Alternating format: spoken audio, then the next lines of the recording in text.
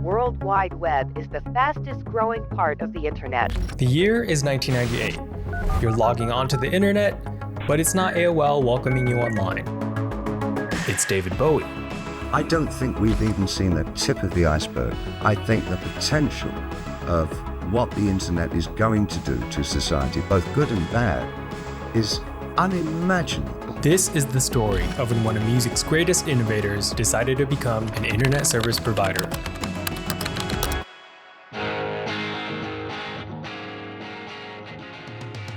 Bill Clinton is president, Titanic is dominating the box office, and most people are still accessing the internet through screeching dial-up modems. But while many are just discovering email and chat rooms, David Bowie is already several steps ahead.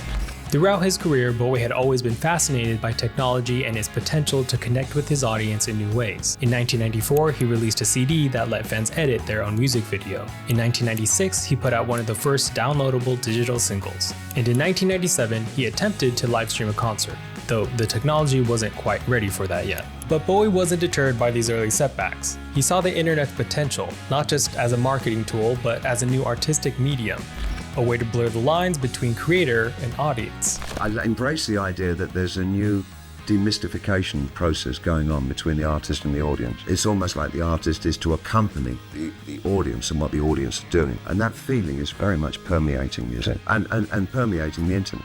And so in the summer of 1998, Bowie made an announcement that caught the tech world by surprise. It was a bold move, even for an artist known for reinvention. But what exactly was BowieNet, and how did it work? Now your local forecast on the Weather Channel. BowieNet launched on September 1st, 1998, and was more than just an internet service provider. It was Bowie's ambitious attempt to create a comprehensive online community. For $19.95 a month, about the same as other major internet service providers at the time, BowieNet subscribers got standard dial-up internet access, plus a whole lot more. There were two tiers of membership, the full ISP service for $19.95 per month, or a $5.95 per month option for those who wanted to keep their current internet provider but still access the exclusive BowieNet features. The service offered a trove of exclusive Bowie content, including previously unreleased audio tracks, videos, and photos. Users could create their own customizable homepages, participate in chat rooms and news groups, and even get a coveted @davidbowie.com email address. One of the most innovative features was BowieWorld, the first 3D multi-user metaverse by a music artist created by Worlds Inc. This predated popular virtual worlds like Second Life by several years. In BowieWorld, users could explore different rooms, dance with friends, and even work to upgrade their avatars from penguins to customizable human characters. BowieWorld was a surreal and sometimes unsettling digital landscape. While it might seem limited by today's standards, it offered several areas for fans to explore. There was a street maze for users to navigate, a penthouse to visit, and a peculiar roof garden filled with severed hands that would fly skyward when clicked. The environment was not without its darker, more Bowie-esque touches. Office buildings gushed with blood, adding a touch of the bizarre to the digital world. These odd, oftentimes disturbing images were very much in keeping with Bowie's artistic sensibilities and added to the unique atmosphere of BowieWorld. Despite its age, what's truly remarkable about BowieWorld is that it has maintained a dedicated user base. Even in 2024, Bowie fans and allegedly cults can still be found hanging out in this virtual space, a testament to both the platform and the artist himself. BowieWorld even featured a virtual store with Bowie merchandise, allowing fans to engage in a form of digital window shopping. There's something added, not actually knowing who the other person really is in reality, but only having a sense of that person. It's almost metaphysical. This blend of community, commerce, and artistry was truly ahead of its time. BowieNet also pioneered music streaming technology. Despite the limitations of 56K modems, the platform offered BowieNet radio with curated tracks, pushing the boundaries of what was technologically possible at the time. But the real draw for many fans was the promise of direct interaction with the Thin White Duke himself.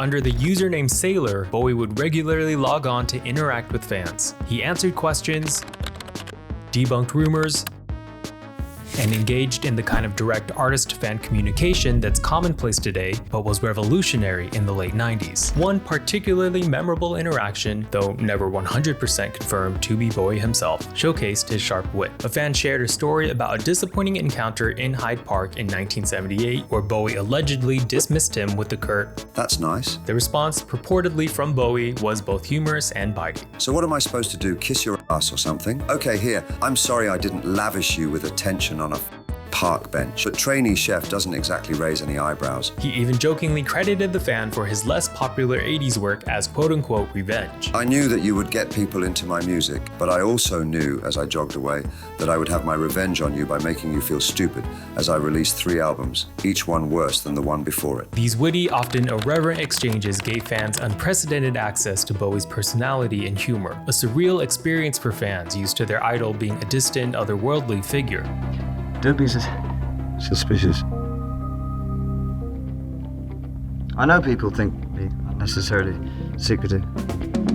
Years before MySpace or Facebook, Bowie created a social network centered around himself and his music, at a time when most people were still trying to figure out how to send an email. What do you write to it like mail? Is this like sending email? It is sending email. But BowieNet wasn't only about fandom. He also saw it as an extension of his art, a collaborative artistic medium. The breakthroughs at the early part of the century with people like Duchamp, who were so prescient in what they were doing and putting down. The idea that the piece of work is not finished until the audience come to it and add their own interpretation, and what the piece of art is about is the grey space in the middle. That grey space in the middle is what the 21st century is going to be about. This philosophy led to some truly innovative experiments in collaborative creation. In 1999, Bowie held an online contest where fans submitted lyrics. Actually, with a contest on BowieNet, I got the users to submit their own ideas for verse content, which they did. And they're thousands and thousands. The winning entry was incorporated into his song What's Really Happening, which appeared on his album Hours.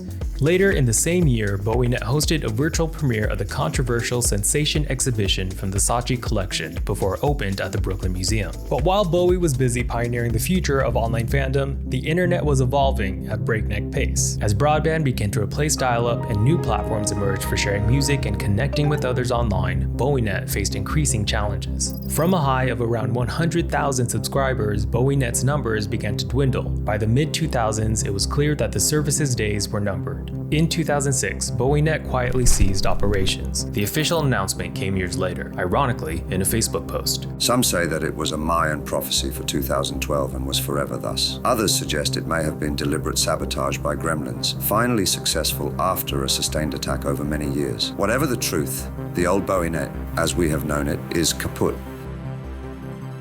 Bowie's vision of the internet as a space for creativity, collaboration, and community has largely come to pass. But perhaps the most enduring legacy of Bowie's internet experiments is the mindset behind them. In an era when many saw the internet as a threat, Bowie embraced it as an opportunity. You're arguing about something more profound. Oh yeah, I'm talking about the actual context and the state of content is going to be so different to anything that we can really envisage at the moment. He understood that the digital revolution wasn't just about technology. It was about transforming how people connect, create, and share with one another.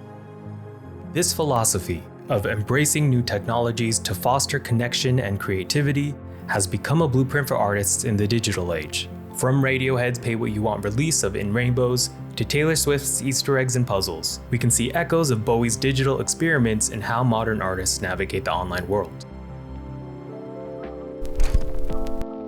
In the end, BowieNet may be just a footnote in David Bowie's incredible career, but it stands as a testament to his restless creativity, his willingness to take risks, and his uncanny ability to see the future before it arrived. David Bowie's music changed the world, and for a brief moment in the 90s, he reimagined what the internet could be. While BowieNet may be long gone, its spirit lives on in every comment, every live stream, every digital interaction between artists and fans. In the vast, chaotic universe that is the internet, Bowie saw not just technology, but a new frontier for art and human connection. And in doing so, he proved once again why he will always be remembered as a man who fell to earth and helped show us the future.